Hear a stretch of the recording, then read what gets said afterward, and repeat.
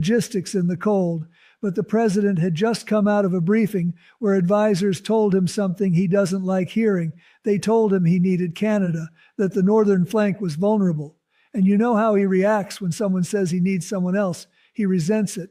So he walks out toward the helicopter and says Canada is a security risk, says they're free riders, announces he's suspending their Tier 1 clearance, says they're out of the room. That was shock number one. Tier 1 clearance isn't symbolic. It's the highest level of trust. It's what allows a Canadian general to sit in Colorado Springs at NORAD and help decide whether a nuclear missile is incoming. It's part of the Five Eyes intelligence network. When he said they were out, he didn't just bruise feelings, he blinded one of the eyes. But then the reporter pressed him. She reminded him that Canada invoked Article 5 after 9/11, that 158 Canadians died in Afghanistan. She asked if that counted for something, and this is the moment that will linger. He laughed, smirked, waved it off, said they fought for a participation trophy, said 457 casualties were a bad weekend in Chicago, called it a bad deal. He wasn't talking about trade anymore. He was talking about blood. Now imagine you're a mother in Saskatchewan who lost her son in 2008 to a roadside bomb meant for a U.S. convoy. You're watching that clip. You hear the commander-in-chief of the alliance dismiss it. The reaction in Ottawa wasn't partisan. It was instinctive. Within minutes, the hashtag 457 was everywhere. Not bots, photographs, coffins on the highway of heroes, Canadian soldiers carrying wounded Americans, images that don't argue, they remind. And inside the White House, the phones began ringing. At the same time, a different kind of alarm was sounding at the Pentagon. There's something geography teaches that politics sometimes forgets. The United States has a vast exposure in the north. If a missile comes, nuclear or otherwise, it crosses the Arctic. It crosses Canadian airspace first. For 60 years, the U.S. has relied on radar stations and listening posts deep in the Canadian Arctic. The North Warning System. When the president said, "Get them out of the room," he didn't just change optics. He triggered legal and operational questions. A memo began circulating among the Joint Chiefs this afternoon. The subject line, Operational Blackout, Northern Sector. It warned that if Canada restricted access to those bases, the U.S. could lose 40% of its early warning detection. 40%. In a nuclear scenario, 15 minutes can mean the difference between interception and catastrophe. America may have the weapons, but Canada holds the binoculars, and you can't hit what you can't see. By noon, reports confirmed Canadian officers at NORAD were packing up. Decades of shoulder-to-shoulder coordination, suddenly uncertain. One Air Force colonel described it as a divorce where one partner walks out with the keys. This is what happens when rhetoric outruns strategy. And while Washington argued, you can be certain others were watching. Now, while Twitter was lighting up and cable panels were talking over each other, something quieter was unfolding inside the Pentagon, and it matters more than the noise. You have to understand something about geography. It doesn't bend to politics. The United States has a wide open exposure to the north. If Russia or China ever launches anything serious, nuclear, hypersonic, conventional, it comes over the pole, over the Arctic, over Canada. For decades, American defense planning has depended on installations scattered across the Canadian Arctic, radar chains, listening posts, forward bases.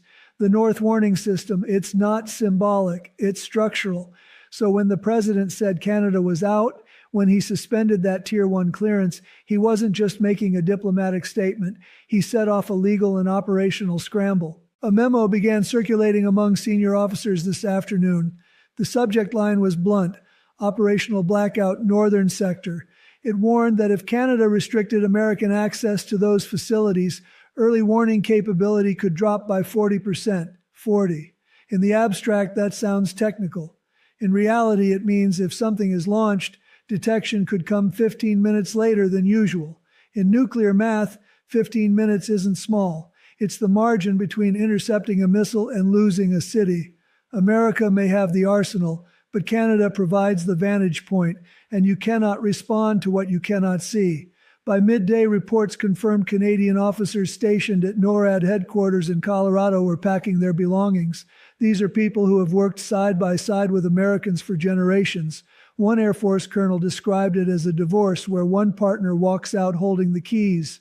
That's the kind of instability markets and adversaries both notice.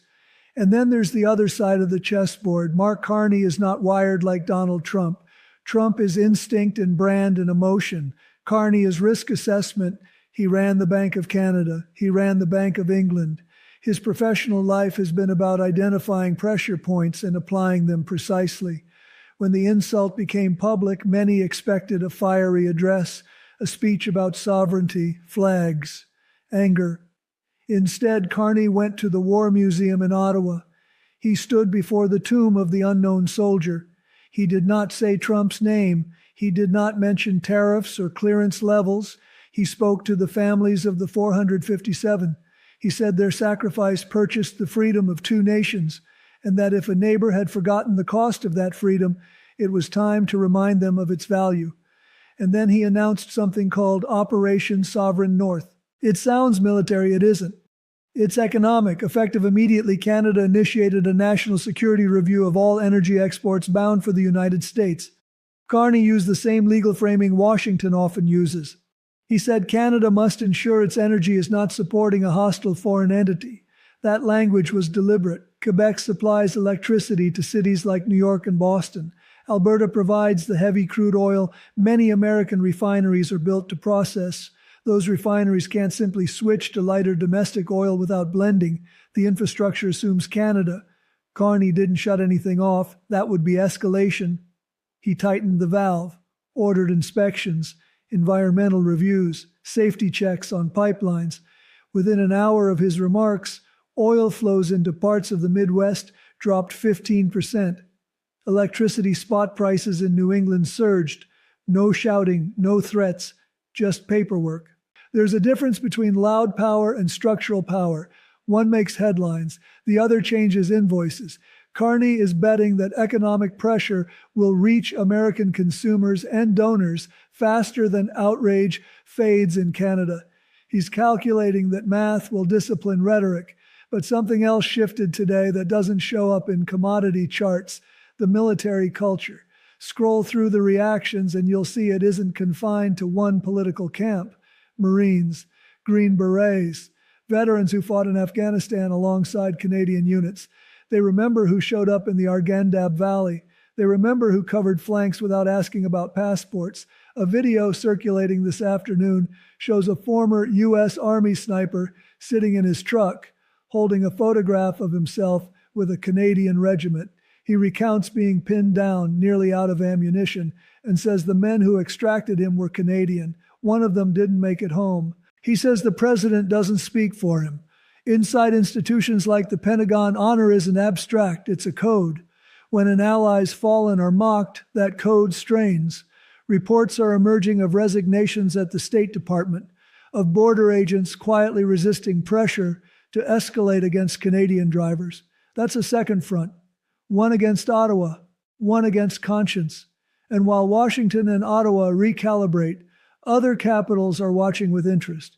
For years, Moscow has tried to fracture North American unity through cyber operations, through propaganda, through intelligence work. The alliance held. Today, it cracked from within. Just hours ago, NORAD detected Russian bomber aircraft approaching the Alaskan Air Defense Identification Zone. Normally, U.S. and Canadian jets respond in coordination. It's almost routine. But today there was confusion, authorization questions, data sharing uncertainty. The bombers turned back before entering airspace, but the message was clear enough. Someone was testing the door. At nearly the same moment, Beijing issued a statement inviting Prime Minister Carney to discuss stability and resource cooperation. Short, polite, strategic. If Canada shifts its economic alignment, even partially, it doesn't vanish. It realigns. Canada holds uranium, lithium, vast freshwater reserves. If it concludes the United States is unreliable, alternatives exist. The president may believe he is isolating Canada. The risk is he is isolating America. You may not care about alliance structures. You may care about gas prices or grocery bills. But the American economy is interconnected with Canada's at a level most people never see. Disruptions there ripple quickly here, and the clock is moving. Now let's talk about what happens next, because this isn't abstract. It lands somewhere very specific. Start with the auto industry. A vehicle assembled in Detroit crosses the US-Canada border multiple times before it's finished. Parts move back and forth in a rhythm that only works when the border is predictable. If inspections increase, if security protocols tighten, if trust erodes, assembly lines in Michigan, Ohio, Tennessee slow down, then they stop. Ford and GM have already issued internal warnings about supply chain fragility. They don't need a full shutdown. They just need friction. Then there's agriculture. Canada is the largest export market for many American farmers. If Ottawa decides to impose retaliatory tariffs on milk, corn, or beef, or simply cites regulatory concerns to delay shipments, billions can evaporate quickly. Rural communities feel that first. And inflation. We are already wrestling with it. If the price of lumber, aluminum, or energy rises sharply because of political brinkmanship, that cost works its way into housing, construction, manufacturing. It shows up in monthly bills. Every time an alliance destabilizes, a risk premium attaches to the country seen as unpredictable. Investors hesitate, contracts pause, capital looks for stability. Carney understands that. He's betting that market pressure will speak louder in Washington than outrage ever could. So where does this go? There are a few paths, and none of them are simple. One possibility is a walkback. Advisors convince the president that markets sliding and donors calling is not helpful. A statement appears expressing appreciation for the Canadian people while suggesting leaders need to recalibrate. Tier 1 status is quietly restored late on a Friday. The temperature drops, but the trust remains thinner. Another possibility is escalation. The backlash hardens positions. The energy reviews are framed as interference. A national emergency is declared at the northern border. Troops are sent to crossings that have been peaceful for generations. Trade slows dramatically. Recession risks rise almost overnight. And then there's the deeper rupture. Canada concludes that the United States is no longer a reliable anchor and accelerates economic diversification. Stronger ties with Europe, with Pacific partners, a gradual decoupling, NORAD redefined or dissolved, the Arctic transformed from shared shield to contested space. History is full of alliances that ended over territory or money or ideology. It's rarer for one to fracture because of something as raw as contempt. The president wanted to project strength, to show he owes nothing to anyone, but strength without respect curdles into something else. Mark Carney didn't raise his voice. He didn't trade insults. He positioned himself beside memory. 457 names. That's not a statistic. That's a ledger of shared sacrifice. Those Canadians did not die for a participation trophy. They fought in a coalition. They bled in the same valleys as American soldiers. They covered the same ground. And today, instead of gratitude, they heard dismissal. If you're watching this and you feel unsettled, that's not irrational. Alliances are built on trust, layered over time. Once cracked, they don't reseal easily. This isn't just about maps or trade flows. It's about whether we remember the cost of standing together. I want to hear from you, especially if you've served.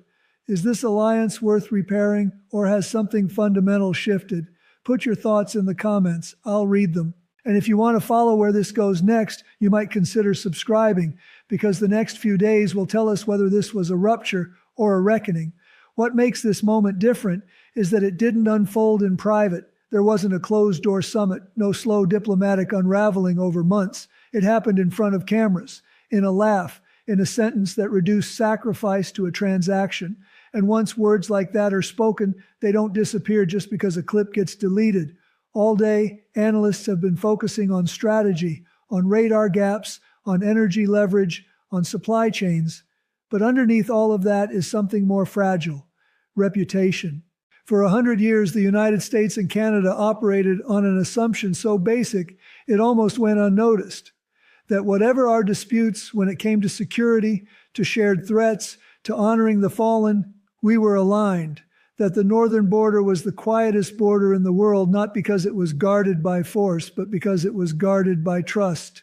Today, that assumption cracked, and here's the part that should give every policymaker pause.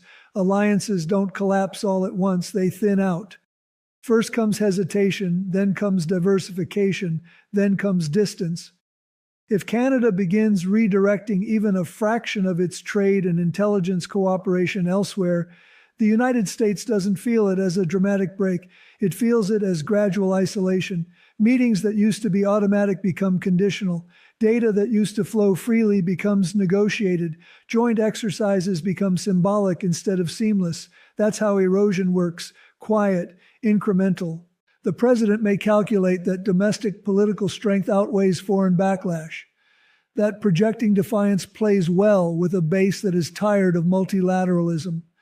But strength abroad has always depended on credibility. When an ally's sacrifice is dismissed, other partners take notes. NATO capitals are watching. Asian allies are watching. They're asking a simple question. If this is how Washington speaks about a neighbor with a century of shared war dead, what happens when we disagree? Markets ask a similar question in a different language. Is the United States predictable? Is it stable? Does it honor long-term commitments? When doubt enters that equation, capital moves. Mark Carney's calm isn't accidental. He understands leverage. He knows he doesn't need to match volume. He needs to create incentives.